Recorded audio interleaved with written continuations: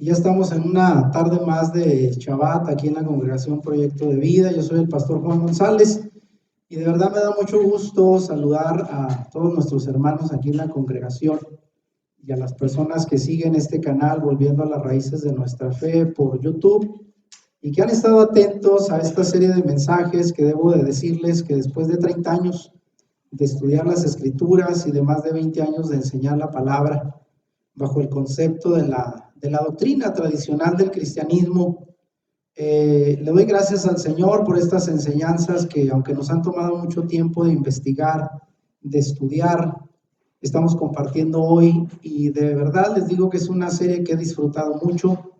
He reaprendido, a pesar de que uno después de muchos años de leer la Biblia a veces piensa que ya no hay mucho más que conocer, pero de verdad entiendo ahora que las profundidades de las riquezas del conocimiento, el Señor las sigue brindando a aquellos que le amamos. Y me da mucho gusto porque ahora que estamos explorando el pensamiento hebreo, viendo las Escrituras como originalmente debieron de entenderse, no bajo el lente del concepto occidental, griego, del cual hemos recibido nosotros la doctrina, las enseñanzas por medio de la iglesia, ¿verdad? Obviamente, a través de ese camino nos habíamos perdido mucho de las riquezas del pensamiento original con el cual los primeros seguidores de Yeshua escribieron, ¿verdad? Lo que conocemos como el Nuevo Testamento. Y rápidamente quiero entrar para compartirles a ustedes esta serie que hoy vamos a terminar después de 8 mensajes que hemos estado compartiendo bajo este tema, conociendo la identidad del Mesías de Israel, que realmente es una experiencia muy buena el poder realmente conocer a Yeshua, el Mesías, bajo la óptica del pensamiento de sus seguidores originales. Eran judíos y que obviamente ellos tenían un concepto muy distinto al nuestro. Hace poco leía o veía una enseñanza donde se decía, ¿qué pasaría si a un japonés le dieran a leer El Quijote de la Mancha? Un libro desde luego español de la Edad Media, y obviamente, ¿cómo lo entendería un japonés? Pues definitivamente no creo que entendería gran cosa por la diferencia del idioma, del pensamiento y la cultura. Y más o menos así me imaginaba yo, ¿verdad? Que a veces los creyentes acá en Occidente que tenemos la Biblia, que es un documento histórico, cultural, con un pensamiento hebreo, pues no lo hemos entendido a cabalidad aún y a pesar de las traducciones que ha habido al español. Por eso he disfrutado mucho esta serie y hoy vamos a continuar, desde luego, como siempre, recomendando que tomen notas, las personas que van a ver el video pongan comentarios y siempre pues haciendo énfasis en que cada quien es responsable de estudiar por su propia cuenta, pedir al Señor revelación, porque estos temas son muy debatibles. Nuestro interés aquí no es imponer ningún criterio, juzgar a nadie que crea distinto, simplemente invitarles al estudio más profundo de la Escritura y sobre todo a aprender a cuestionar sus creencias a partir de las Escrituras. Así es de que rápidamente voy a entrar en los temas, ya algunos de ustedes ya saben, los temas que hemos tenido anteriormente. Y el último que vimos, la octava enseñanza que dimos hace un par de sábados, fue esta que llamamos, ¿qué significa que Yeshua sea el Logos y uno con el Padre?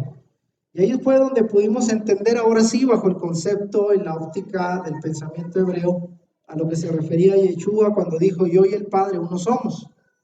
Que anteriormente entendíamos que Yeshua y el Padre eran de la misma esencia, que Yeshua era el mismo Dios Todopoderoso, y ya lo explicamos en detalle en esta enseñanza.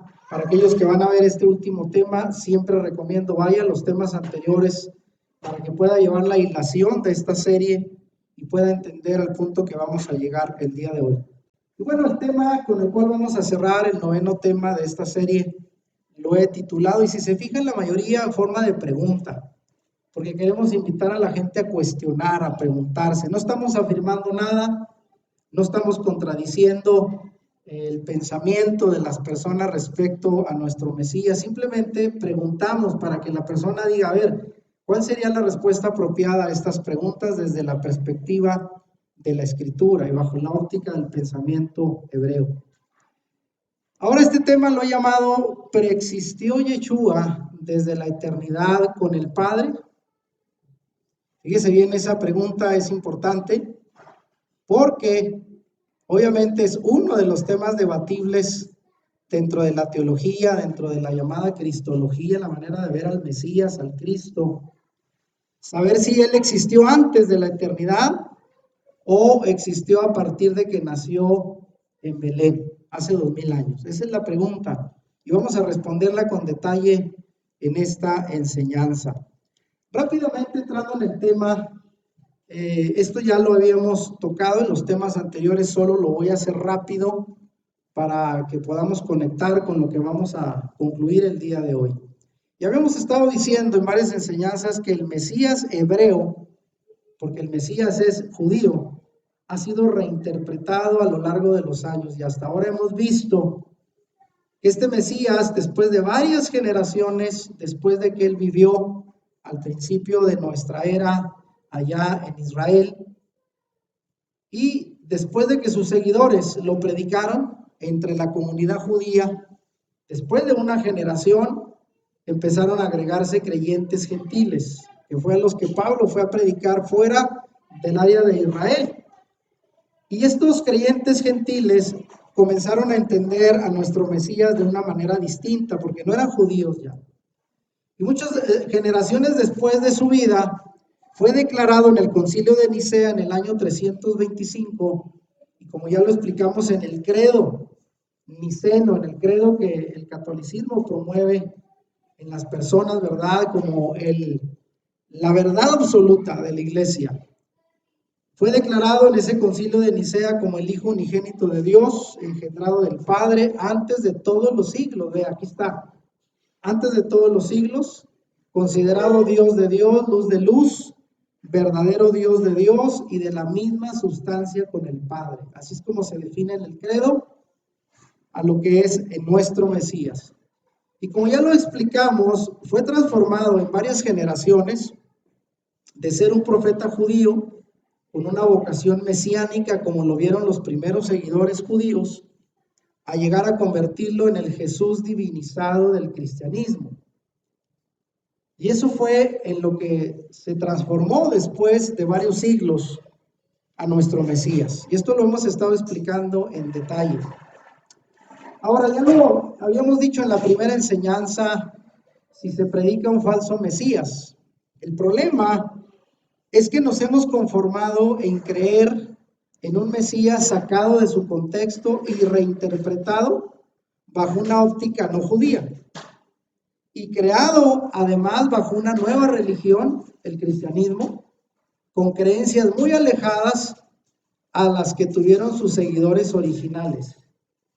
Y esto lo podemos comprobar y creo que es duro, Para muchos va a resultar difícil de entender cómo el cristianismo que hemos heredado y que suponíamos que tenía toda la verdad, pues no fue así, se alejó demasiado de las creencias originales de los discípulos de nuestro Mesías y fueron agregando nuevos conceptos que llevaron a deformar el mensaje original que se predicó a los primeros seguidores.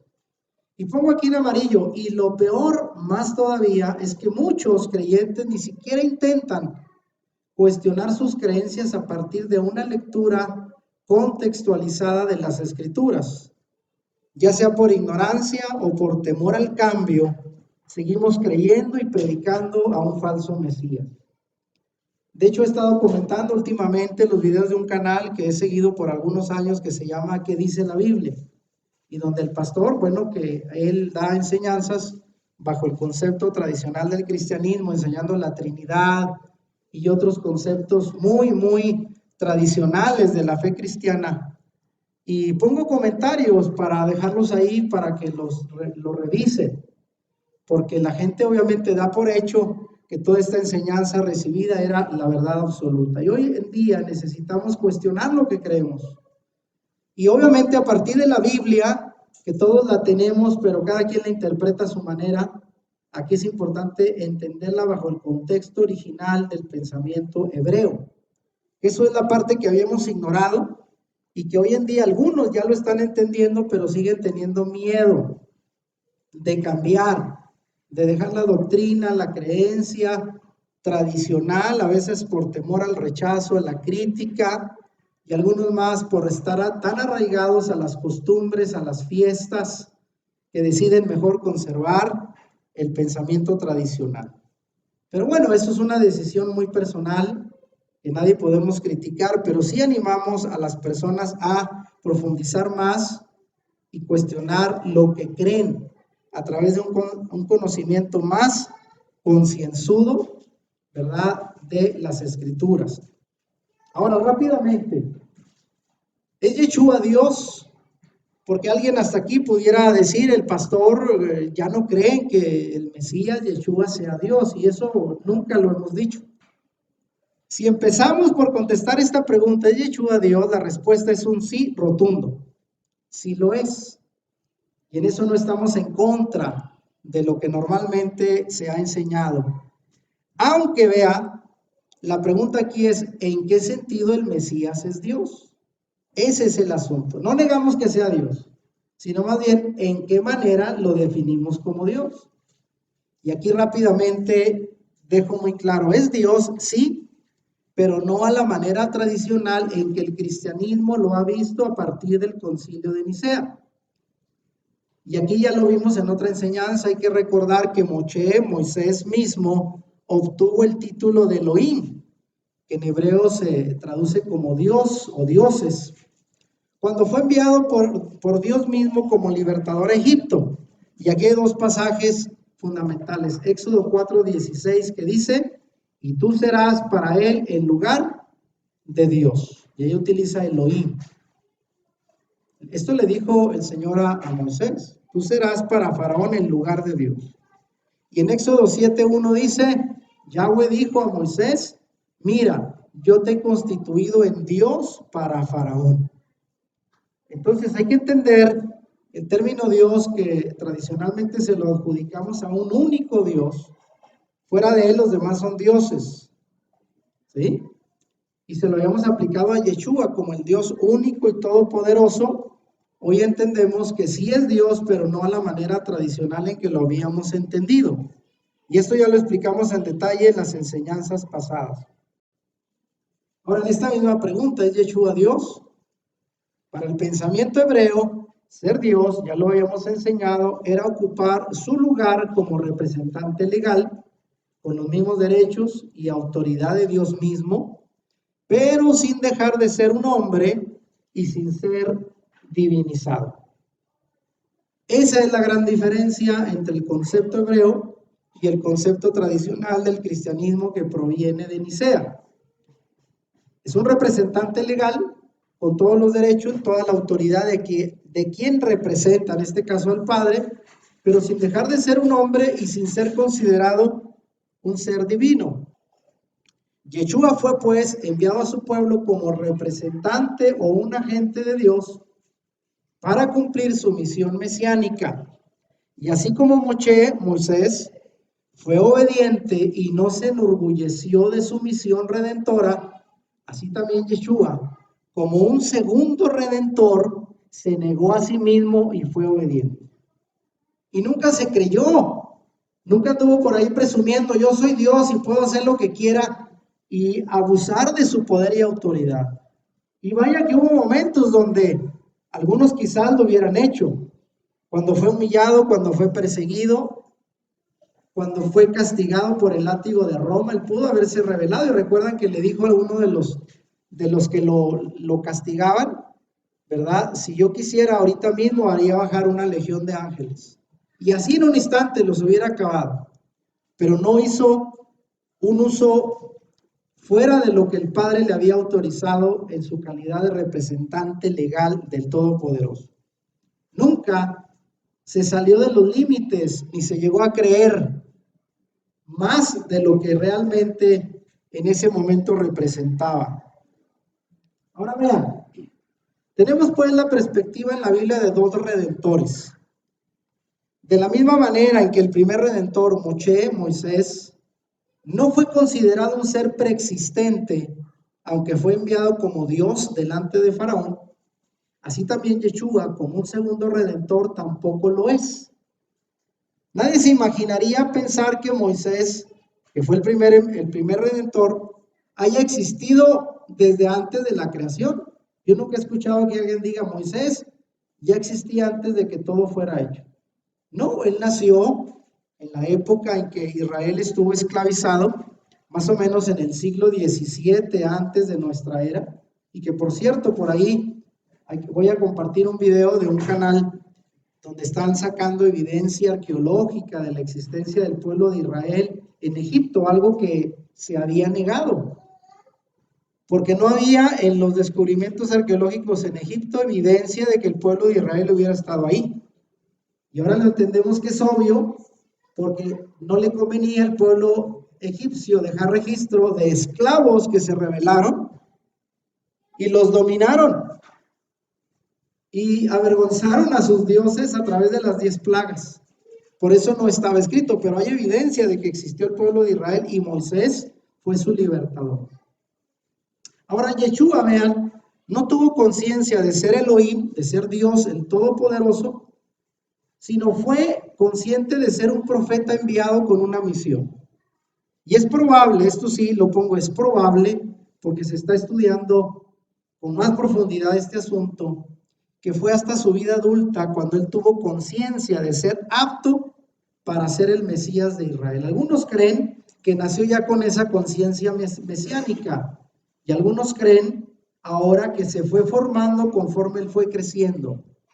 Por eso la Escritura dice en Lucas 2 veces que Yeshua crecía en gracia y sabiduría para con los hombres. Significa que él fue creciendo en entendimiento. Si lo viéramos como el Dios Todopoderoso, diríamos desde que nació ya podía haber hablado y podía haber dado un discurso de filosofía al mes de nacido, si era Dios.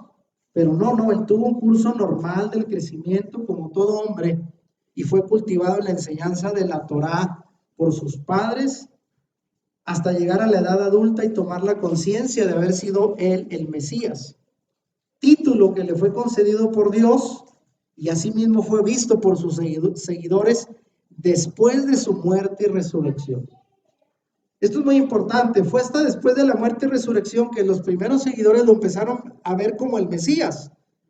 Hay que recordar, el mismo Juan, a quien se supone fue enviado como antecesor a prepararle el camino al Mesías, como fue la profecía de Elías.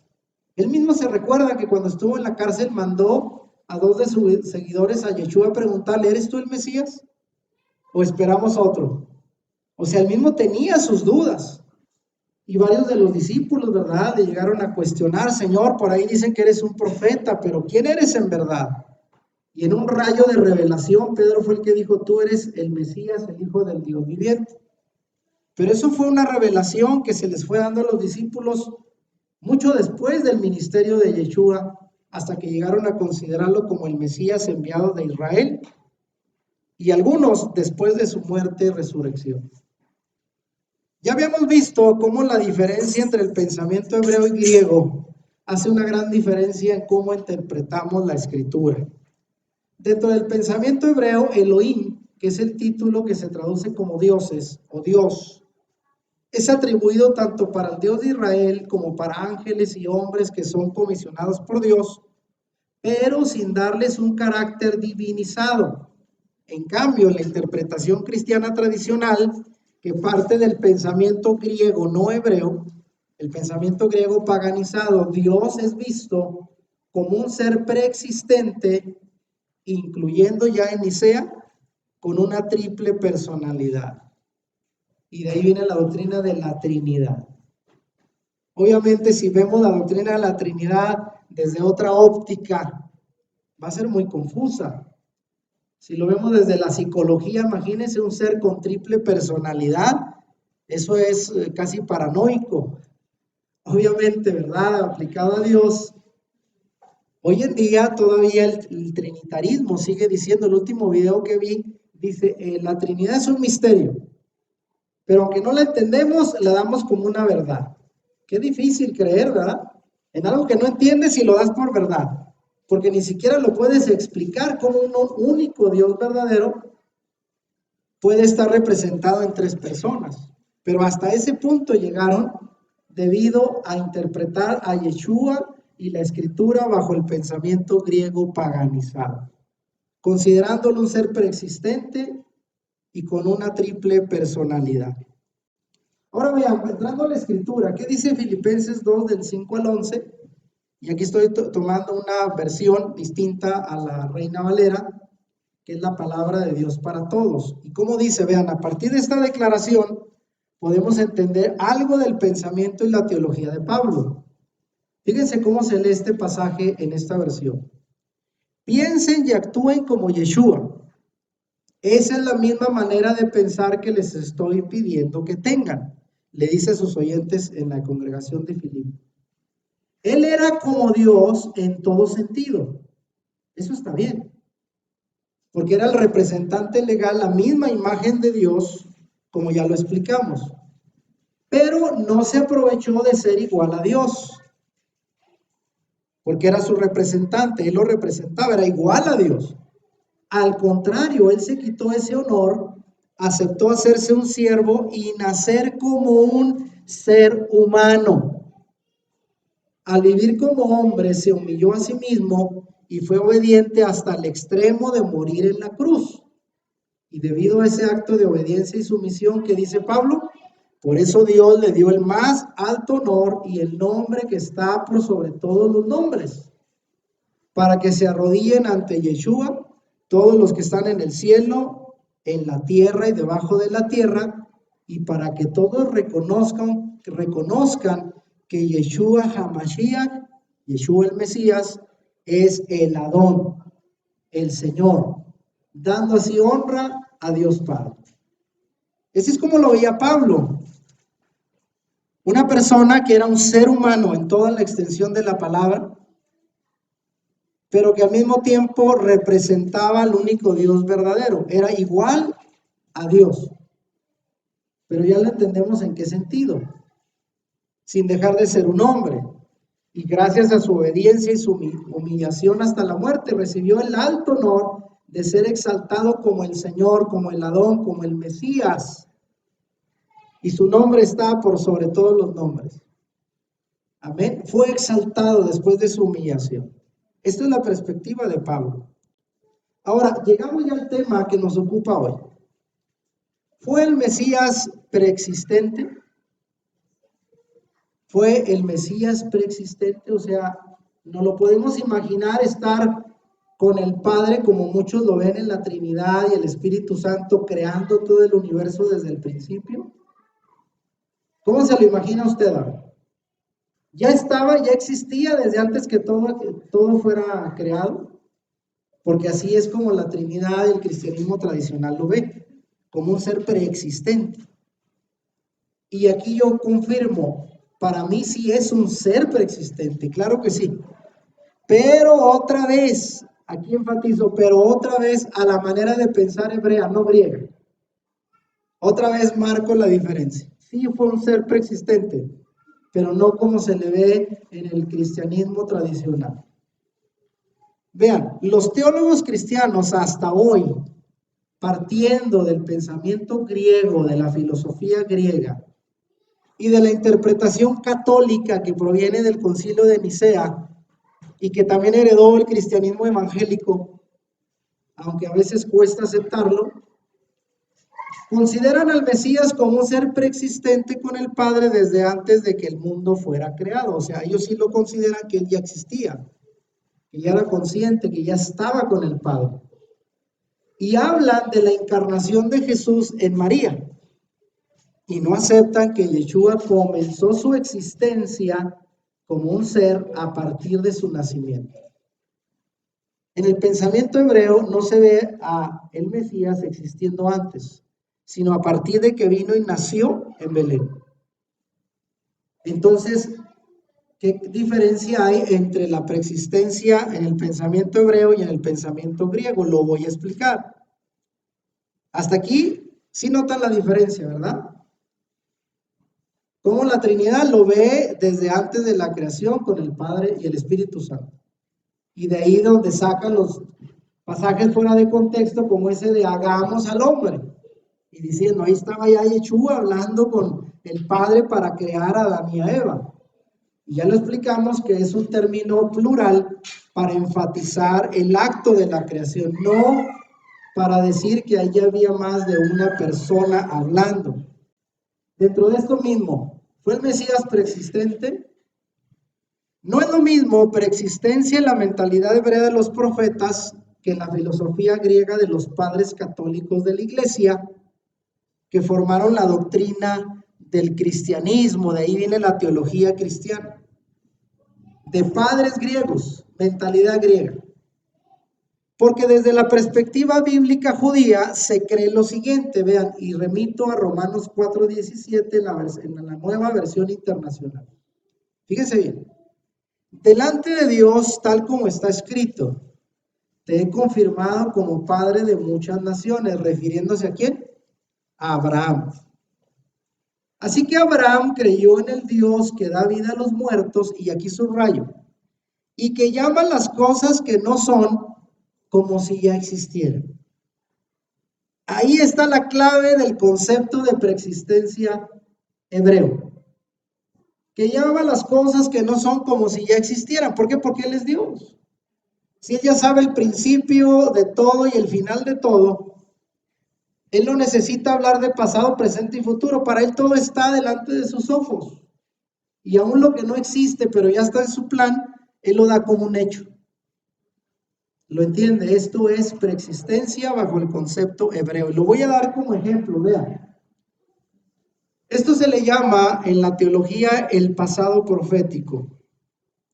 Los profetas hebreos desarrollaron lo que se conoce como el pasado profético, lo que significa que se cuenta una historia como ya terminado, o un evento se cuenta, se relata como algo que ya sucedió, aunque aún no ocurre todavía. No sé si lo entendamos. Esto es difícil para nosotros, porque hoy en día tú no puedes dar por hecho algo que todavía no ocurre. Por eso utilizamos los verbos en futuro. Hasta el próximo lunes, pasado mañana, voy a volver a ir al trabajo. Ahorita no estoy trabajando, aquí estoy celebrando el Shabbat. Así lo entendemos nosotros. Pero Dios no, Dios lo ve como algo ya hecho. Aún lo que todavía no se ha cumplido, aún los eventos que aún no se han completado, Dios ya los ve como realizados. A eso se le llama el pasado profético. Y el mejor ejemplo es la profecía mesiánica de Isaías, capítulo 53. Que aunque originalmente los judíos se lo aplican al propio pueblo de Israel como un pueblo sufriente, sabemos que ya los seguidores de Yeshua se lo aplicaron al Mesías. Es un pasaje mesiánico. Y vean cómo habla Isaías, quien existió en el siglo VIII antes de Yeshua. O sea, Isaías vivió 700 años antes de Yeshua. Y cómo él habla de Yeshua como si ya existiera. Y vean cómo lo ve. Fíjense. Mas el herido fue por nuestras rebeliones. No dice va a ser. Dice, él ya fue herido por nuestras rebeliones. Utiliza el pasado profético. Angustiado él y afligido, no abrió su boca. No dice, no va a abrir su boca. No abrió su boca. Lo da como algo ya cumplido. Como cordero fue llevado al matadero, y como oveja delante de sus trasquiladores, enmudeció y no abrió su boca. Isaías lo está viendo 700 años antes de que nazca, y dando por hecho que él va a sufrir por nuestros pecados. ¿Se fija cómo tuvo revelación para ver algo que todavía no se cumplía como algo ya realizado? Eso se le llama el pasado profético. Y es parte de la manera de ver los hebreos los acontecimientos de la historia bíblica.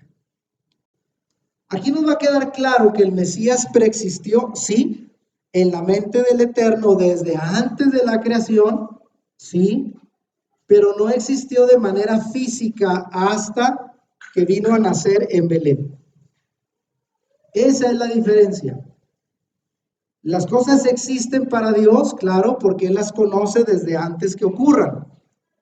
Conoce el final desde el principio. Por eso Él puede darse el lujo de decir que algo ya ocurrió, aunque todavía falte mucho por suceder.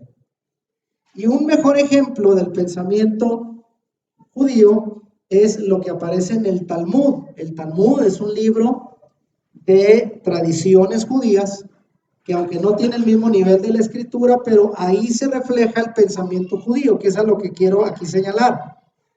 Y en el Talmud, Pasajim 54a dice lo siguiente, escuchen. La Torá, el arrepentimiento, el gran Edén, el Geinón, el lugar de los muertos, eso es, el trono de Dios, el templo y el nombre del Mesías preexisten desde antes de la creación del mundo. No solamente el Mesías, también la Torá ya preexistía, el Edén, el templo, el nombre del Mesías. Pero ahora pregúntese, ¿todo eso ya estaba creado físicamente antes de que todo el universo fuera hecho? No, físicamente no. ¿Dónde estaba?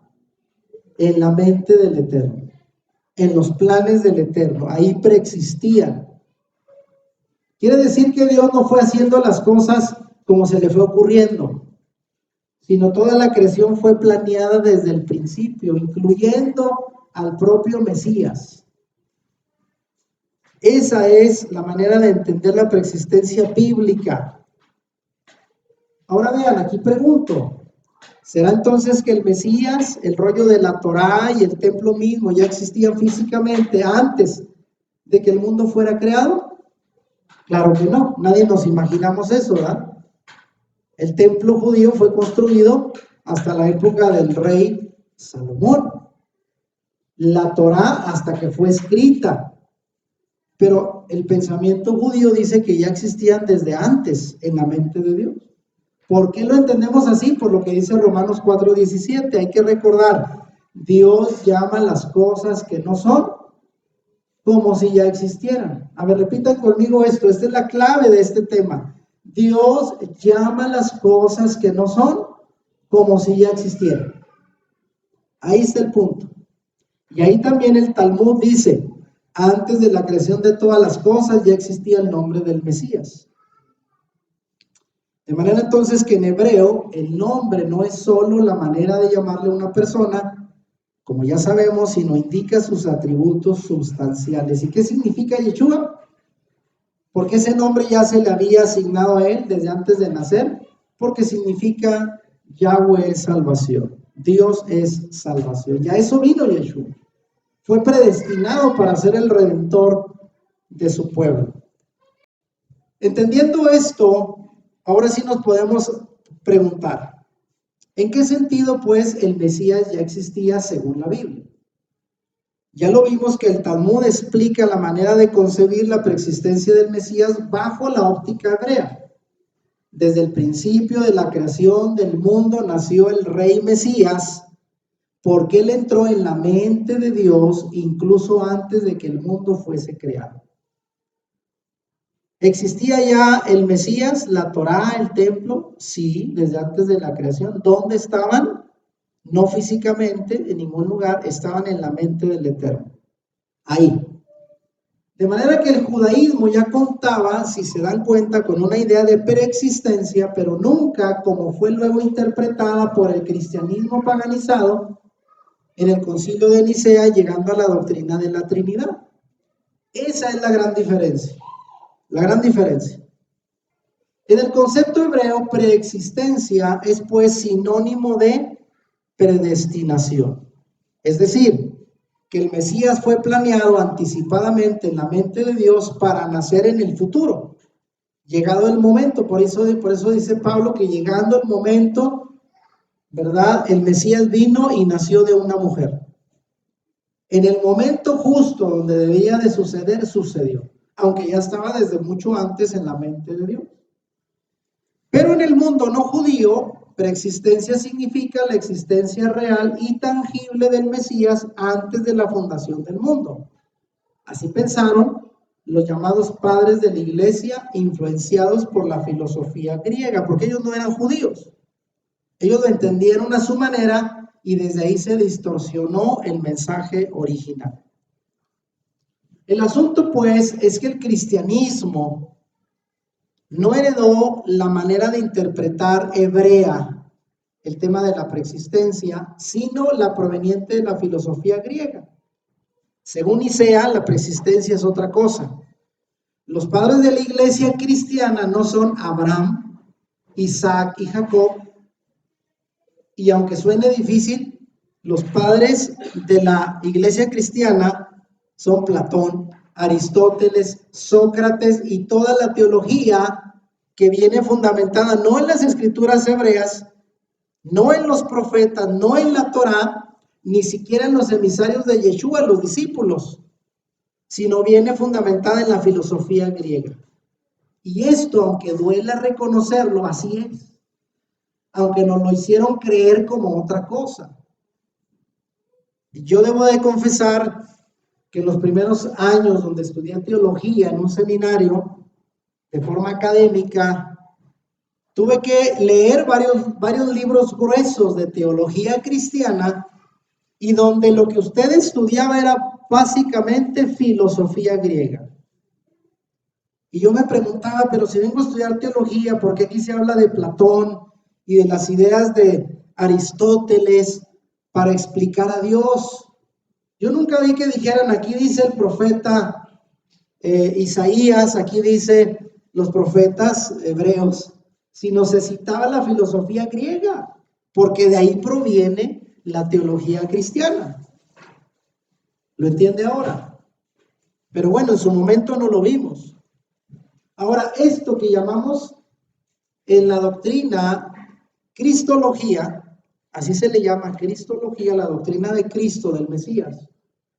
La manera de interpretarla dentro del cristianismo no proviene de los profetas ni de los emisarios de Yeshua, sino de debates posteriores bajo la perspectiva filosófica griega. Debates filosóficos. Eso fue lo que ocurrió en el siglo II, tercero y cuarto hasta llegar a Nicea. Y sobre todo, como ya le explicamos, al final la doctrina de la Trinidad fue aprobada por el interés político del emperador Constantino. O sea, hasta eso, ¿verdad? La política entró ahí para definir la doctrina que iba a llevar la iglesia. Y ya se concibió a un Mesías divinizado.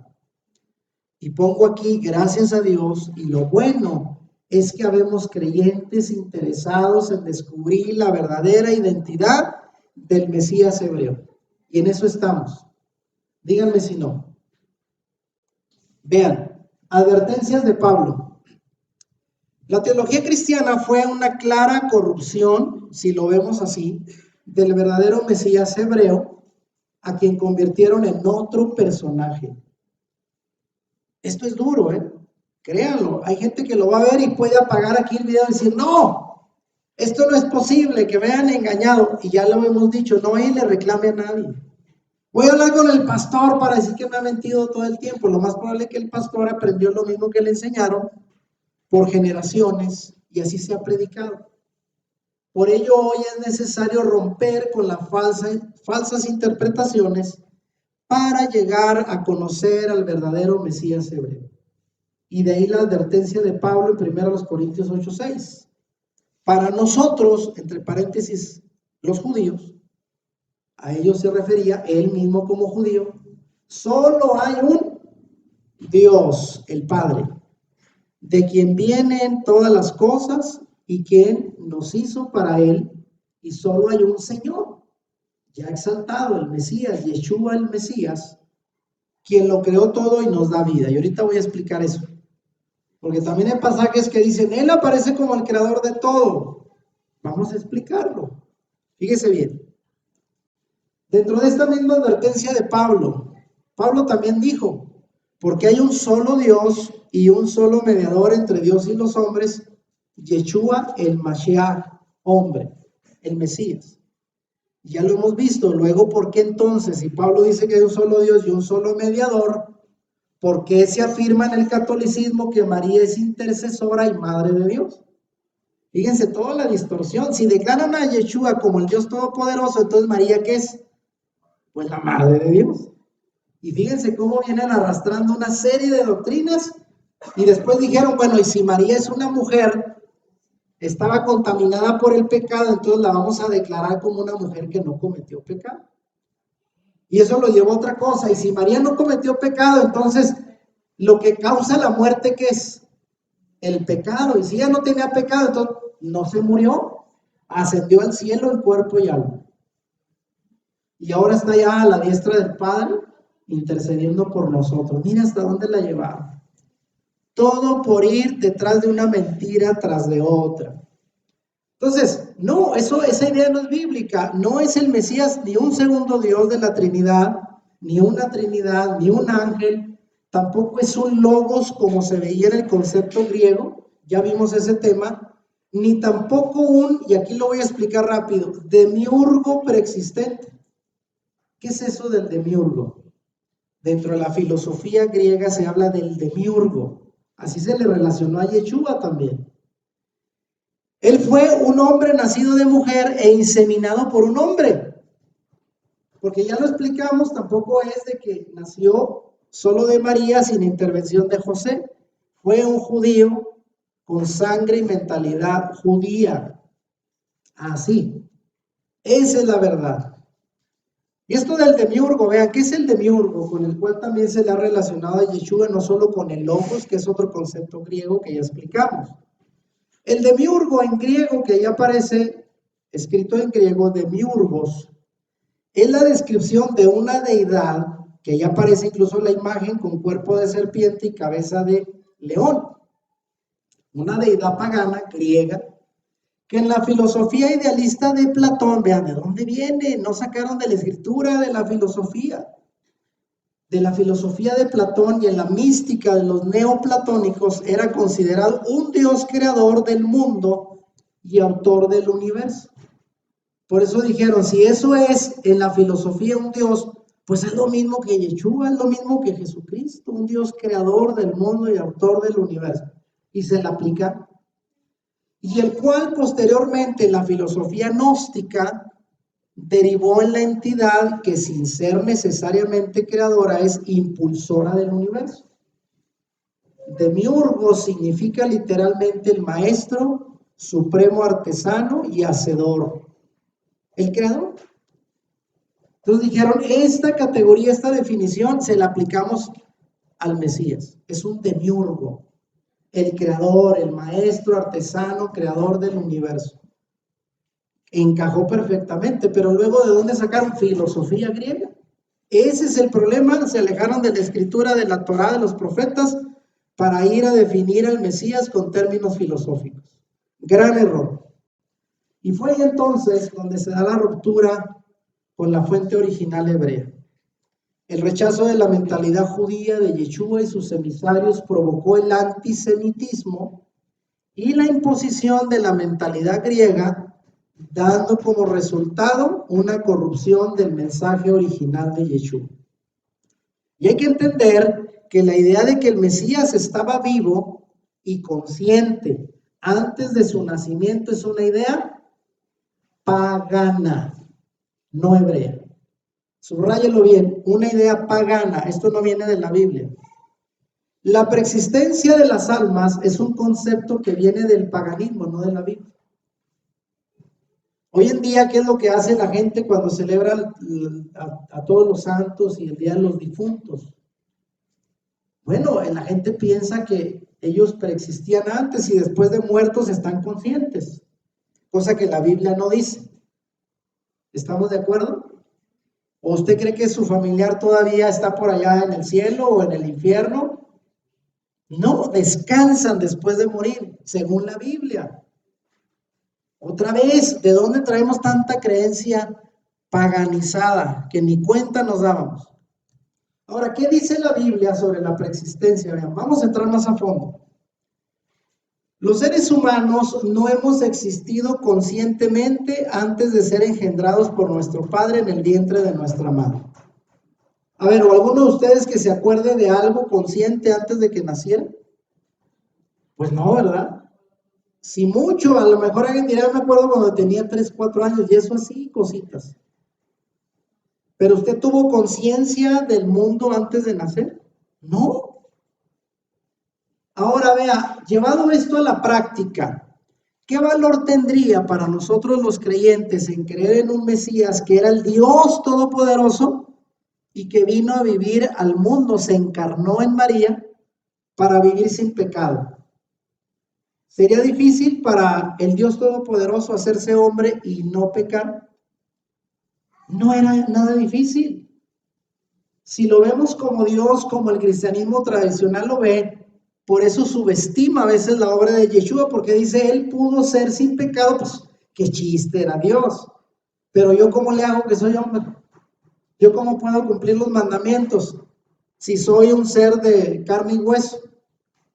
Pero ahora vean, entender que Yeshua fue un hombre en toda su extensión de la palabra, no el Dios Todopoderoso, es lo sobresaliente. Yeshua fue un hombre que eligió y pudo cumplir la Torá de manera perfecta. Y si él pudo, ¿qué pasará? Nosotros también podemos hacerlo. Vino para darnos ejemplo y seguir sus pasos. Su obediencia le hizo ganar el mérito de ser Señor y Mesías, porque le costó. No fue nada fácil. ¿Lo entiende ahora? Porque es mejor entender a Yeshua como un ser humano, en lugar de un Dios todopoderoso encarnado, que fue fácil para él cumplir con todo, no pecar. ¿De qué serviría para nosotros? Ahora, Yeshua fue un judío humano, y aunque nacido milagrosamente, como el caso de Isaac, Moisés, Sansón y Samuel, ya lo explicamos, de acuerdo al relato judío, a manera de un midrash. ¿Qué es un midrash? Los judíos tenían la manera de explicar sus relatos de historia, pero fíjense bien, como un acontecimiento histórico verídico, pero vestido con metáforas y alegorías. O sea, no todo lo que un midrash, que es un relato al estilo judío de un acontecimiento, no todo es 100% verdad. En esencia sí, pero se le reviste de cositas, de conceptos para adornar la historia. Y esto es parte de la costumbre judía. Por eso hoy en día los exégetas ven la Biblia para ver qué tanto todo fue real y qué tanto fue parte de un midrash revestido con metáforas o alegorías. Aunque no decimos que dejó de ser real. Lo cierto es que su nacimiento no representó una nueva existencia o encarnación. No debemos de hablar de encarnación, sino fue la única existencia que él tuvo y que ya estuvo en la mente del Eterno desde antes de la creación. ¿Yeshua fue consciente y existió antes de nacer? No. A partir de que nació en Belén, a partir de ahí empezó su única existencia que tuvo, bajo el concepto hebreo. Vamos bien hasta aquí. Y vea, ejemplos. Porque alguien dirá, a ver, ejemplos, Biblia. ¿Qué me dice de la elección soberana de Dios? Dios eligió a sus profetas desde antes de nacer. ¿Qué dice la Biblia de Jeremías? Jeremías 1:5, lea conmigo. ¿Qué le dice el Señor a Jeremías? Antes de formarte en el vientre, ya te había elegido. Antes de que nacieras, ya te había apartado y te había puesto, te había nombrado profeta para las naciones. Fíjense cómo es Dios. Antes de nacer, ya lo tenía destinado para ser profeta. Así trabaja Dios. Pero vean, aunque fue elegido Jeremías antes de nacer, no existía físicamente antes de nacer. Otra vez, solo estaba ¿dónde? En la mente y los planes de Dios.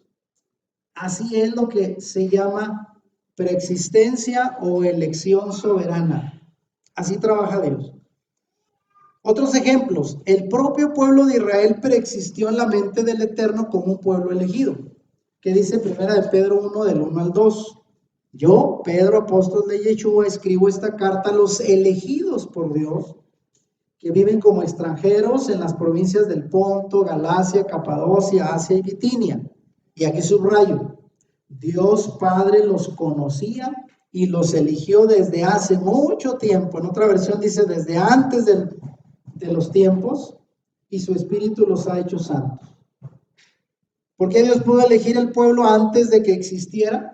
Acuérdese lo que en la visión que llevó a Abraham, ¿verdad? ¿Qué le dijo a Abraham? Mira, sal y ver las estrellas del cielo, así va a ser tu descendencia.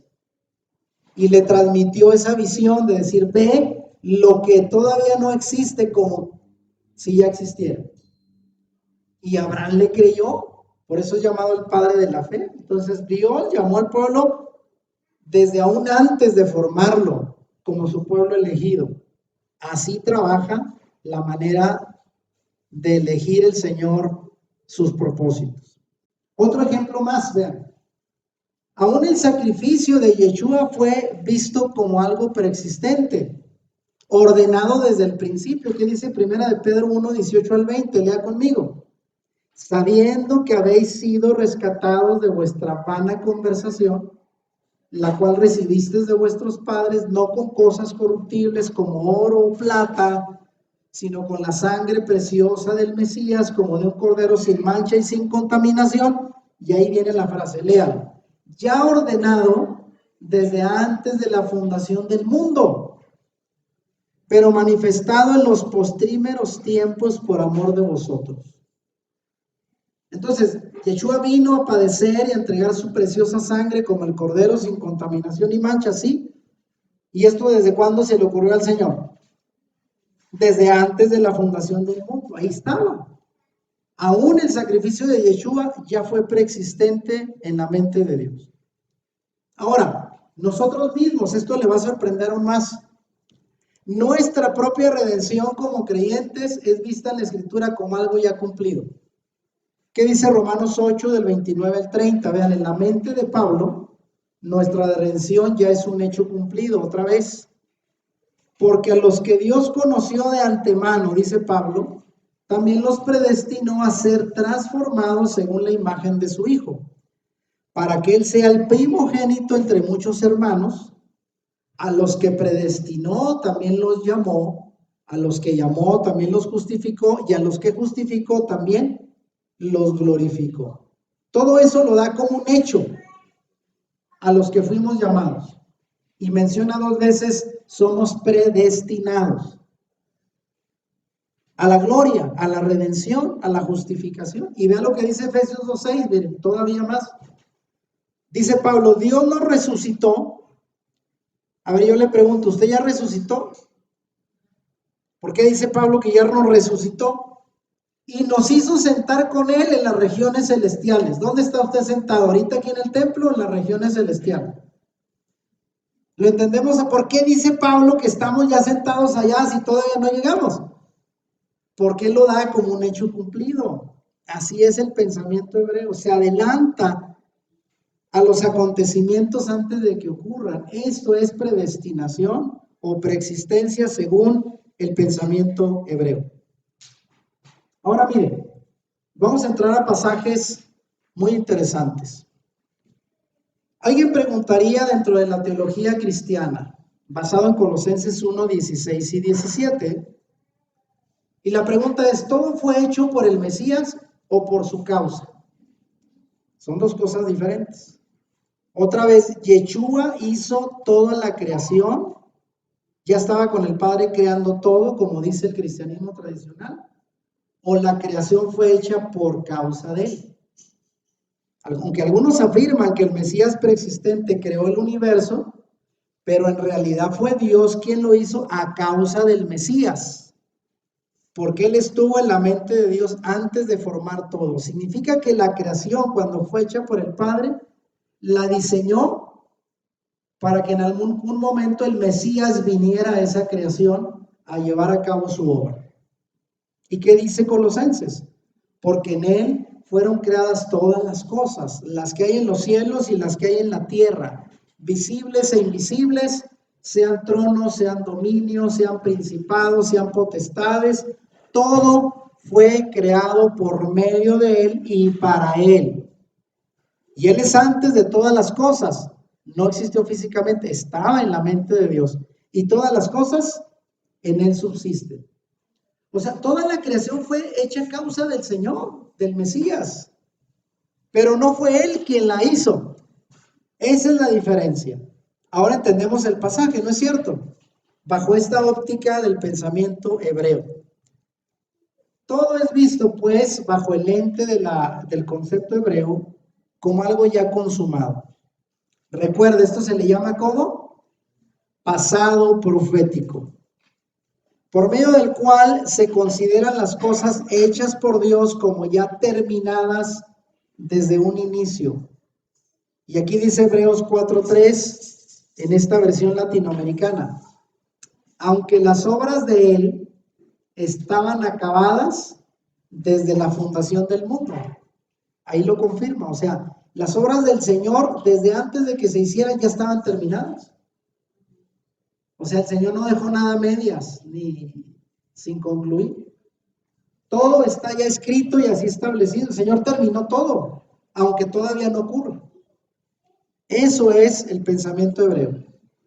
Si tienes bien presente la manera de entender el pensamiento hebreo, la preexistencia, todo se verá más claro. Ahora vienen las preguntas. A ver, explíqueme esto.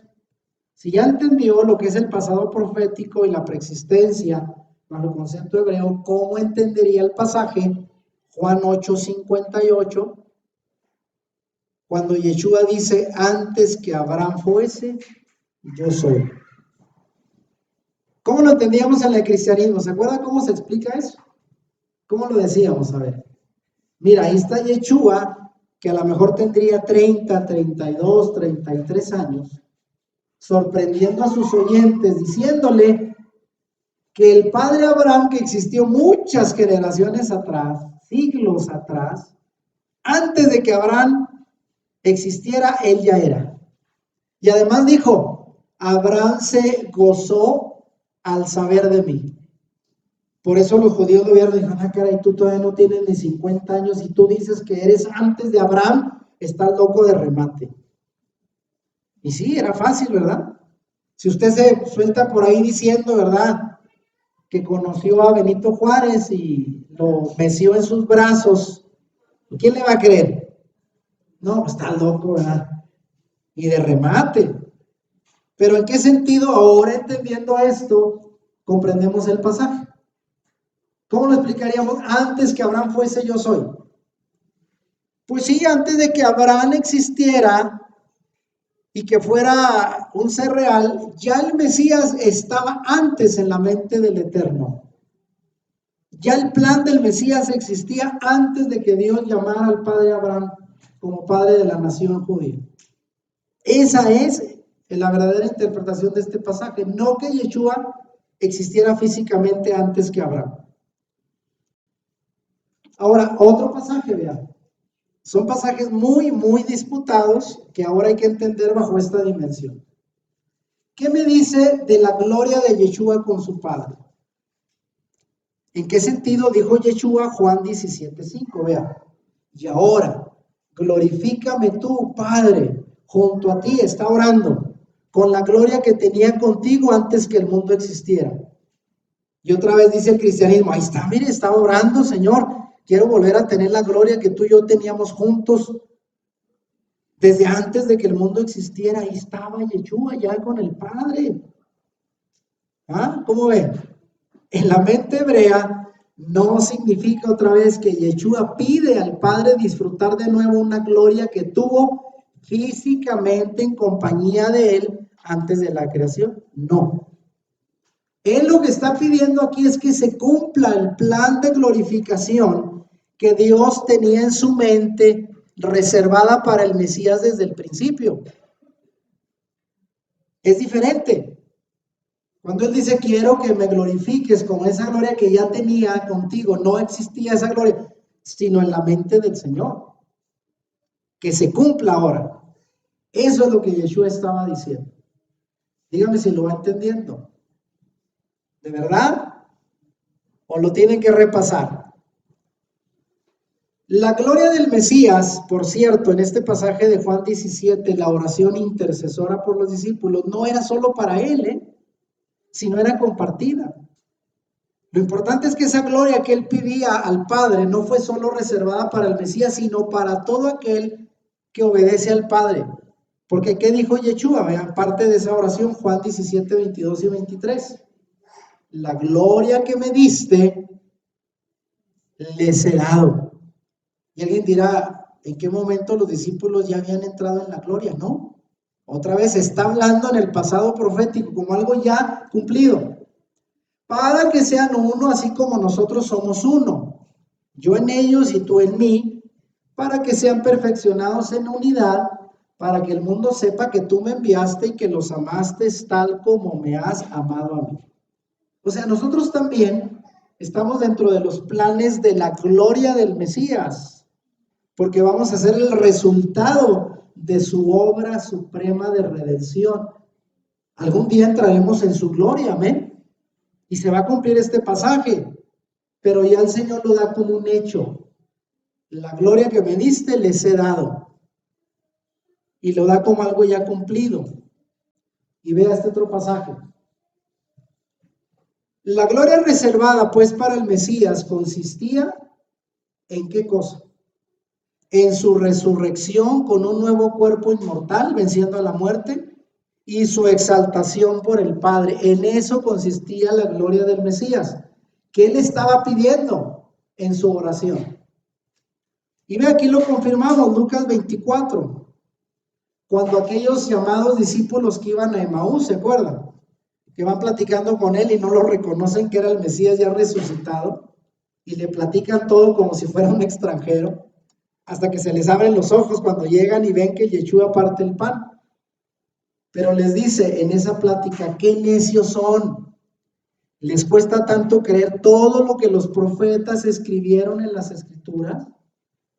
¿Acaso no profetizaron claramente que el Mesías tendría que sufrir todas esas cosas antes de entrar en su gloria? Porque esa fue una de las cosas que sorprendió al pueblo judío. Ellos esperaban un Mesías triunfante, guerrero, un Mesías rey, y nada, que primero tuvo que padecer y ser crucificado. Y eso los decepcionó, pensaron que él no era el Mesías.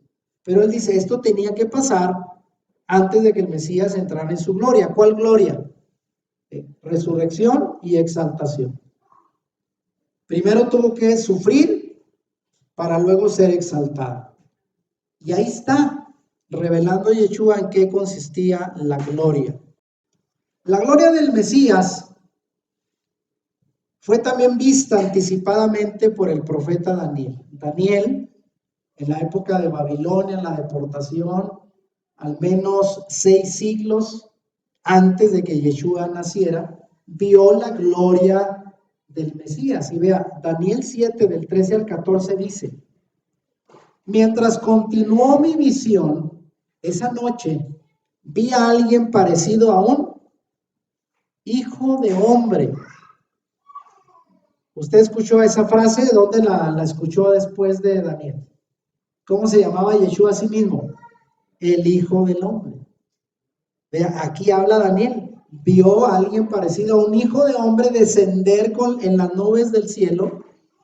Se acercó al anciano, lo llevaron ante su presencia y se le dio autoridad, honra y soberanía sobre todas las naciones del mundo, para que lo obedecieran los de toda raza, nación y lengua. Esto va a ocurrir ¿cuándo? En el milenio. Su gobierno es eterno y no tendrá fin. Su reino jamás será destruido. O sea, aquí Daniel no ve al Mesías en la época en que nació, lo ve en una época que todavía no existe en la actualidad. Al Mesías como rey soberano sobre todas las naciones y pueblos.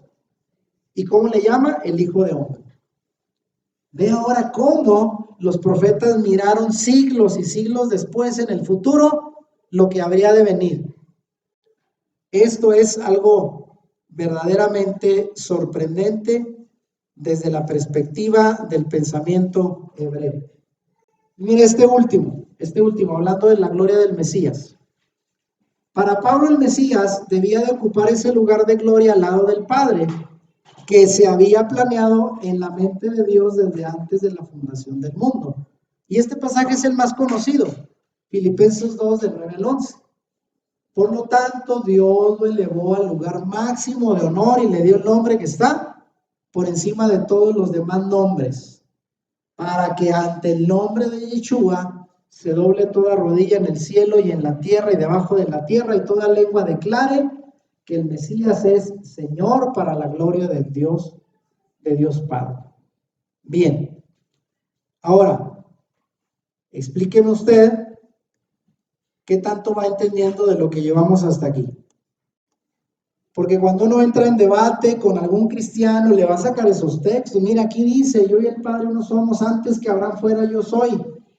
Glorifícame con esta gloria que tuve contigo antes de que el mundo fuera. Todos son pasajes que parecen confirmar, y vean, la gran mayoría son del Evangelio de Juan. Porque Juan fue escrito al final del primer siglo. ¿Cuántos años habían pasado después de la muerte y resurrección? 70 años. Y en 70 años cambia la forma de interpretar un personaje. Ya lo veían como un ser exaltado, pero sin ser divinizado. Eso llegó después. Ahora, preguntas, comentarios. Díganme a ver si vamos entendiendo hasta aquí, porque voy a cerrar el tema, pero no quisiera avanzar si hay dudas. Cuando uno ya trae la programación que traíamos ya del cristianismo, las enseñanzas tradicionales, hay que hacer una deconstrucción. ¿Qué significa? Primero, destruyes como un muro, ¿verdad? Que ya tienes construido y te sale chueco. ¿Qué haces? Lo tiras y vuelves a usar los mismos bloques o ladrillos para volverlo a hacer ahora derecho. Pero eso cuesta, ¿eh? Hay gente que mejor dice, así lléveselo chueco, ahí hágale un parche, ¿sí?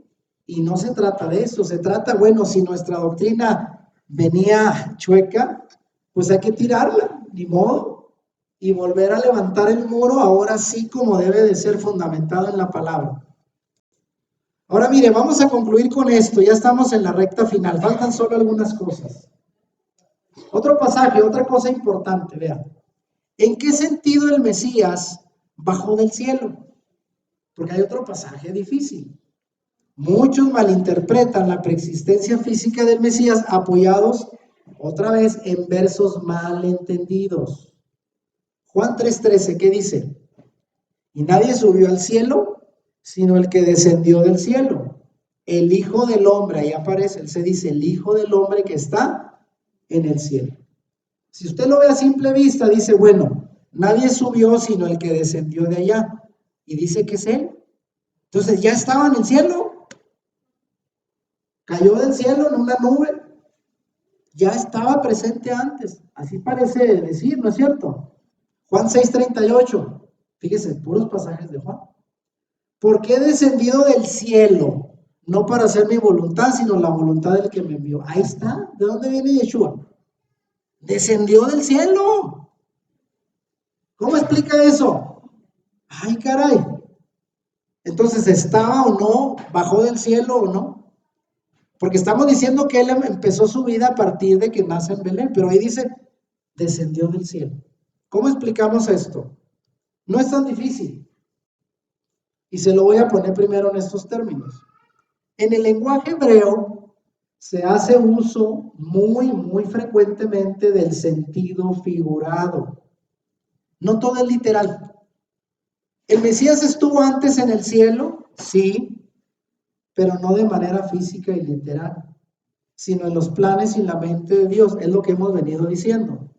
Ahora las preguntas, para ver si lo relaciono. ¿Usted podría ver a Yeshua literalmente convertido en un pan? Por el solo hecho de que él afirmó en Juan 6:35, yo soy el pan de vida. El que a mí viene nunca tendrá hambre y el que en mí cree no tendrá sed jamás. ¿Usted ve a Yeshua como un pan? Y aunque eso parezca muy tonto, sí sucede, ¿eh? Dígame qué pasa en la misa. La Eucaristía, ellos dicen, en cuanto el sacerdote levanta el vino y el pan y hace la oración, ese pan, esa hostia es el cuerpo del Mesías. Me lo estoy comiendo y me lo estoy bebiendo. Oiga, dirá usted, ¿quién se le ocurre? Bueno, pues si hay gente que se le ocurre. ¿En qué sentido dijo el Mesías eso? Soy el pan de vida. En un sentido simbólico. No es para que le quieras dar una mordida. Entonces, ¿por qué cuando dice bajó del cielo? No, mira, ahí está, eso es literal. No, es también simbólico. Fíjese, ¿qué significa bajó del cielo? En el contexto de Juan 3:13, que es parte, por cierto, de la conversación de Yeshua con Nicodemo, el maestro de la Torá, que fue a buscarlo de noche, ¿se acuerdan? A hablar con él. Ahí se discutía el tema del nacer de nuevo, que también es un tema en sentido figurado. Porque ¿qué le dijo después que Yeshua le dice a Moisés? De cierto te digo que es necesario nacer de nuevo. ¿Qué le dijo? Ay, caray. O sea que ya estando viejo me vuelvo a ser chiquito y me meto en el vientre de mamá para nacer. No, andas perdido, Nicodemo. Y fíjate, si esto que te lo digo, que es de kinder, no lo entiendes, imagínate que te hable de cosas más celestiales, más difíciles.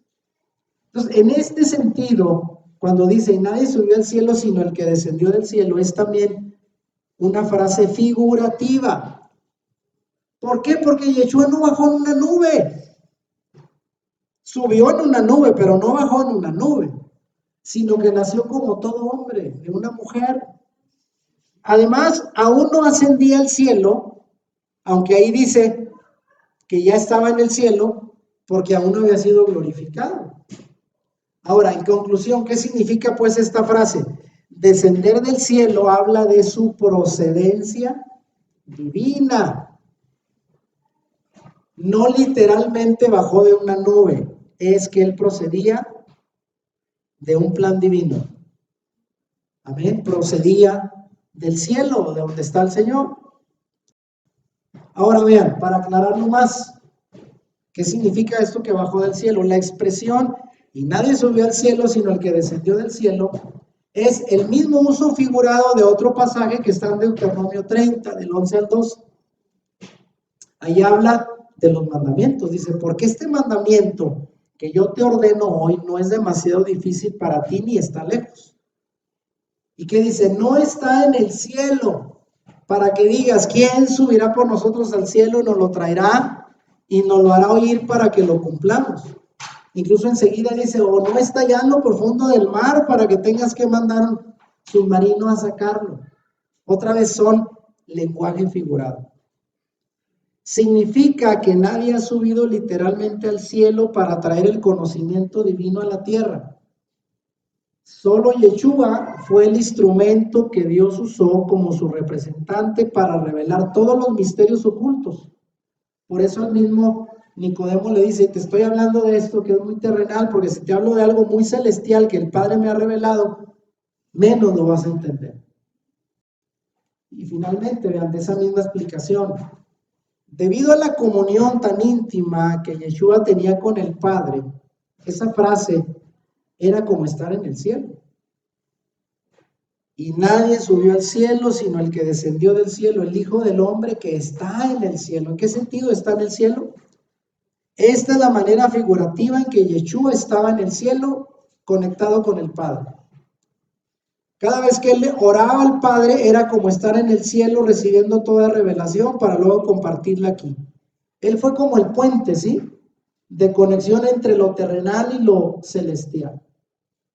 Y esta expresión fue parte de su misma conciencia mesiánica al saberse elegido por el Padre, pero a la vez, vean, se consideraba el mismo como hijo de hombre.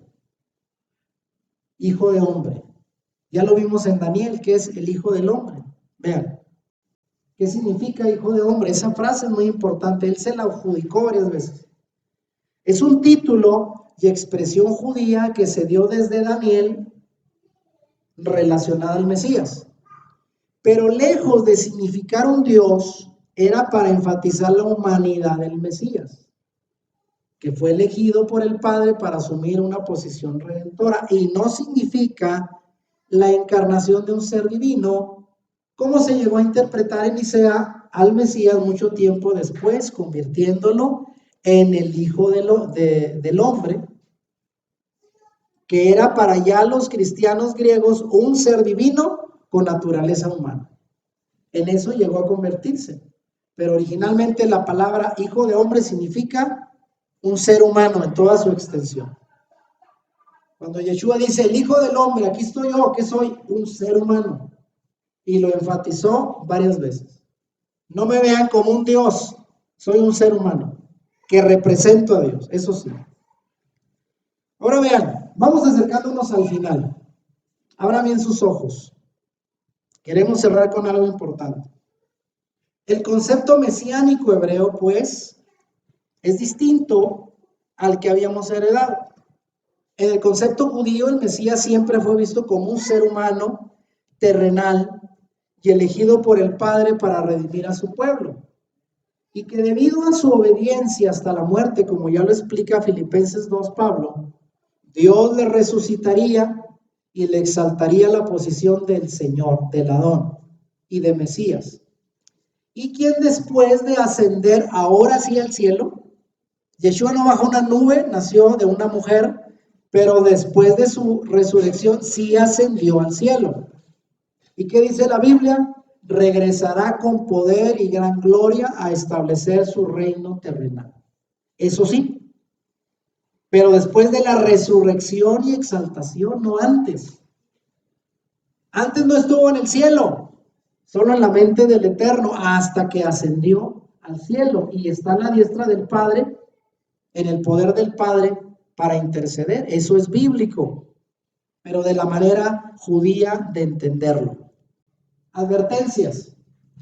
Con todo esto que hemos dicho a lo largo de esta serie de temas, debemos de cuidarnos muy bien a leer las traducciones, notas y encabezados de las Biblias cristianas que ya vienen con malas interpretaciones de conceptos hebreos y los traducen con la mentalidad griega de Nicea, que es la supuesta ortodoxia doctrinal, la supuesta verdad.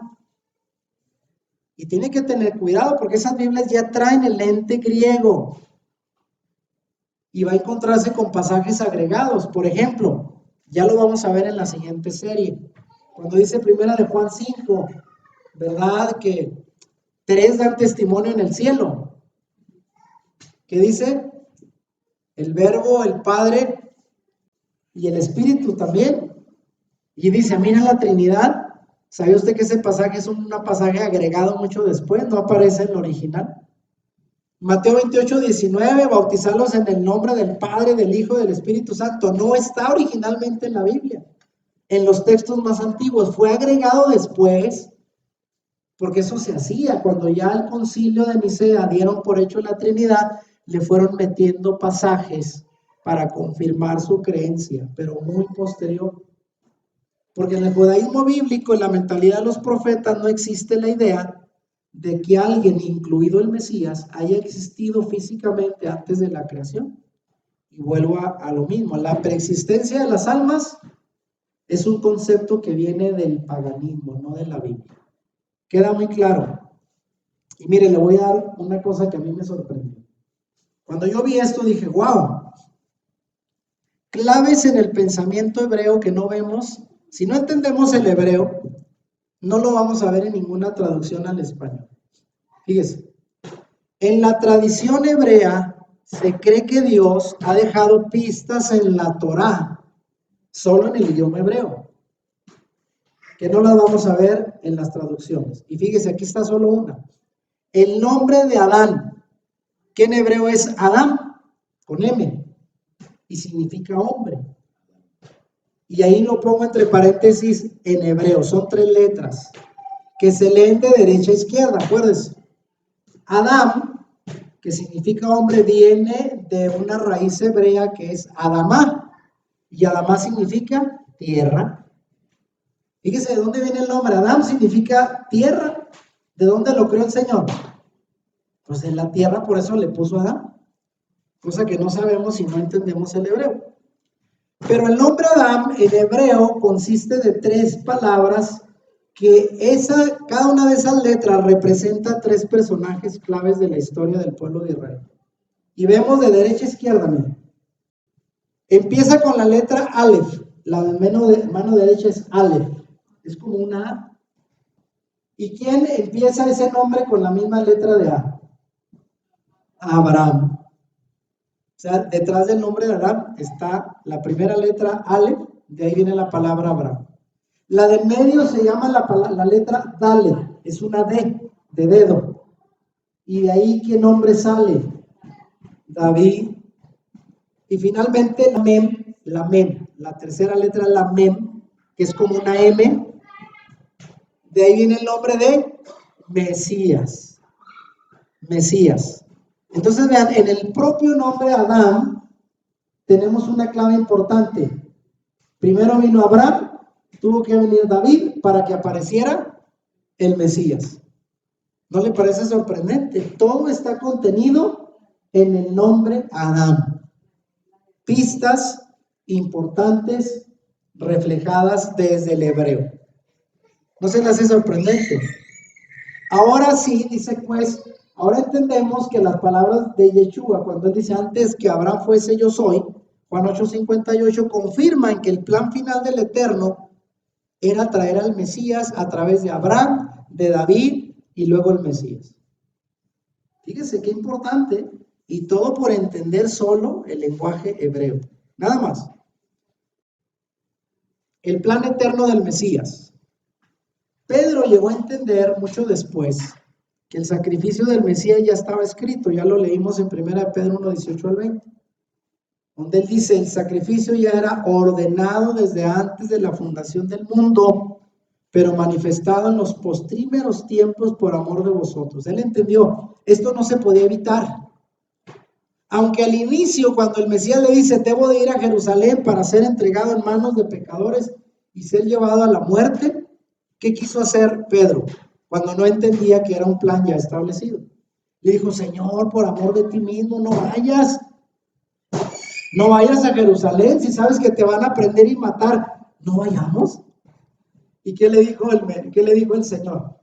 Detrás de ti está hablando el otro, ¿verdad? Que me quiere obstruir a lo que yo ya vengo a tener que cumplir. Y le dice, aléjate de mí, Satanás. Representas una trampa peligrosa para mí. Porque ves las cosas desde el punto de vista humano, no desde el punto de vista de Dios. Yo debo de ir a la cruz porque ya está establecido. Eso no se puede evitar. ¿Lo entiende ahora? Ahora, todo el asunto, y con esto van a entenderlo ya para finalizar. ¿De dónde pues viene el tema de la preexistencia errónea del Mesías? Como se ha entendido hasta hoy en el cristianismo. Ahí le va. Justino Mártir fue el primero llamado padre de la iglesia que nació entre el año 100 y murió en el 165, ¿vea?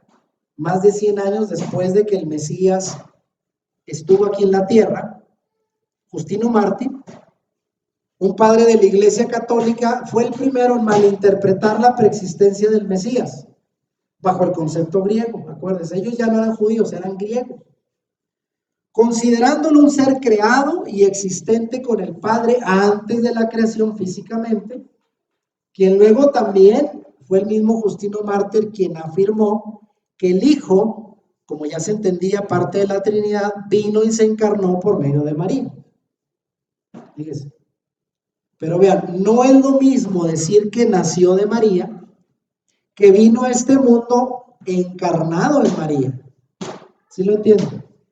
Lo cual da a entender que ya existía físicamente desde antes de su nacimiento. O sea, como que María fue nada más el recipiente donde vino a volver a existir. Nada que ver, ya lo explicamos.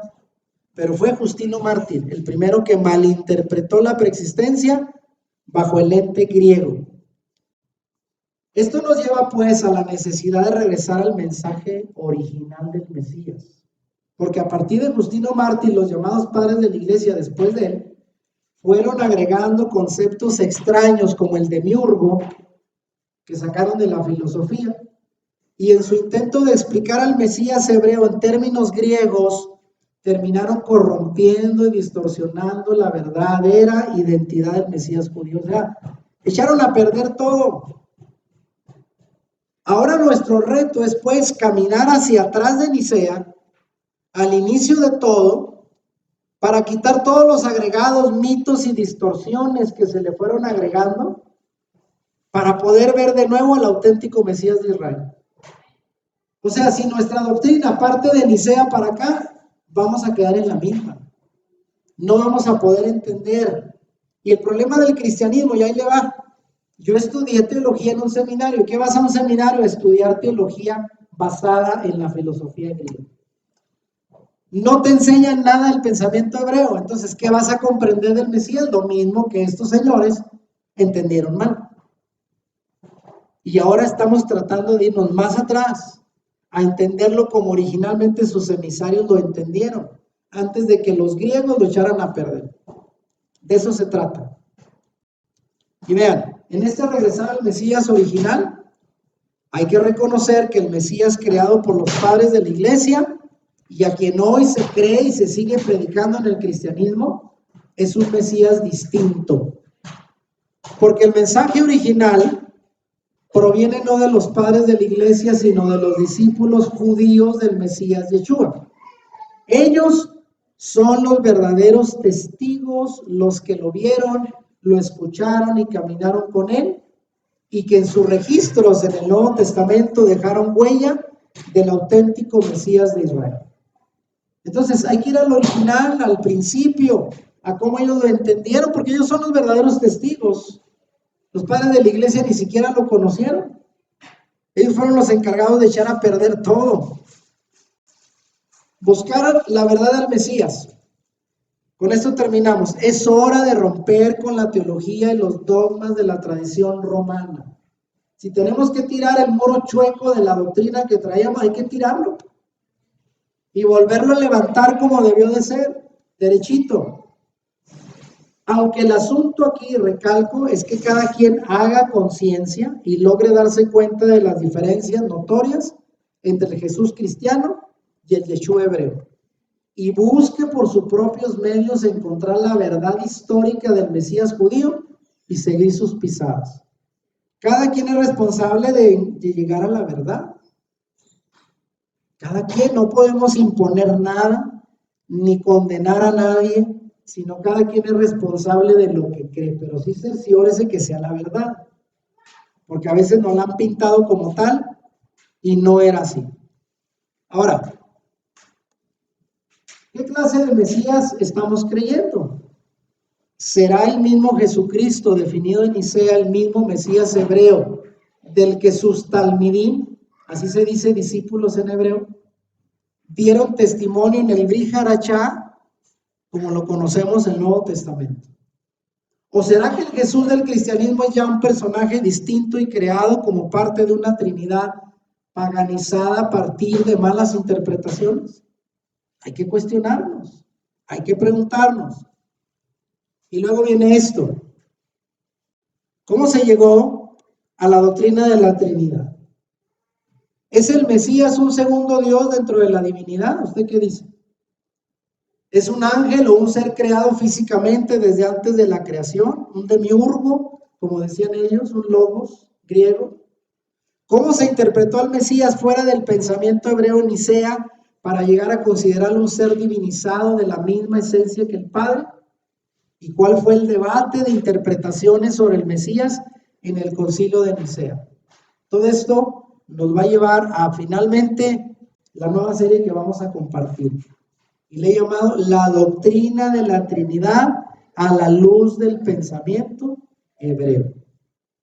No como lo habíamos entendido antes, teología griega, pensamiento griego, pensamiento hebreo es el que nos interesa ahora. Ha sido una serie algo extensa, 9 temas, pero espero que los podamos aprovechar. Hay que repasarlos. A la gente que va a ver la grabación le digo, repáselos, deténgalos, lea las citas, reflexiónelas, analícelas en oración, para que tenga acceso, al menos sembrar la duda, para que usted se ponga listo y no dé por verdad lo que habíamos recibido como tal, sino un discernimiento propio basado en el pensamiento hebreo. Si te gustó este video, dale like y compártelo con tus amigos. Suscríbete a nuestro canal si no lo has hecho y activa la campanita para que YouTube te avise cuando subamos nuevos videos. Bendiciones.